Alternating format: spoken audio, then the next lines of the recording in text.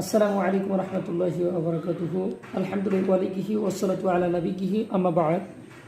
সম্মানিত সুধী, আমাদের কাছে একটি প্রশ্ন এসেছে।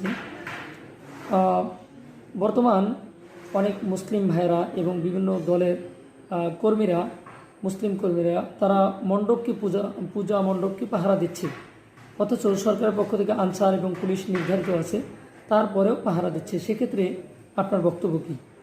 সেক্ষেত্রে আমরা বলবো, ইসলামের পরিষ্কার বক্তব্য হচ্ছে, শরিয়া যদি আইন থাকে এবং যদি বিধর্মীরা জিজিয়া এবং কর দেয়, রাষ্ট্রীয় পক্ষ থেকে সেটা দিবে, পাহারা দিবে, এটি বৈধ হবে। মুসলিম হোক বিধর্মীর মাধ্যমে হোক পাহারা দেওয়া যায়। কিন্তু যদি অতি আবেগপ্রবণ কোনো ব্যক্তি আবেগী হয়ে সে যদি নিজের থেকেই এভাবে পাহারা দিতে যায় মণ্ডপকে, পূজাকে, এবং তাদের পক্ষে অবস্থান নেয়, তাহলে এটি সম্পূর্ণ কুফর হবে।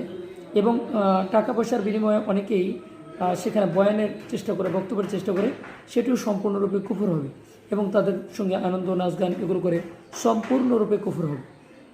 যদি কোনো ব্যক্তি এটাকে হালাল মনে করে, তাহলে নিঃসন্দেহে সে কাফের হয়ে যাবে, অর্থাৎ কাজটি করলে কুফর। আর যদি কোনো ব্যক্তি এটাকে বৈধ মনে করে ইসলামের দৃষ্টিতে, তাহলে কাফের হয়ে যাবে।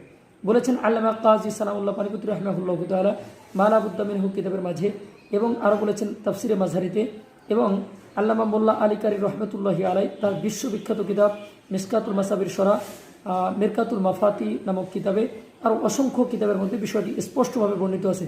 সুতরাং আমরা এগুলো থেকে বেঁচে থাকি এবং অতি আবেগপ্রবণে আমরা যেন বিবেক হারিয়ে না বসি, আমাদের ইমান আমল সব কিছু যেন ধ্বংস না হয়ে যায়। এই জন্য এই সবগুলো থেকে বিরত থাকার জন্য উদারত আহ্বান জানাচ্ছি। আল্লাহ তাআলা আমাদের তৌফিক দান করেন, আমিন।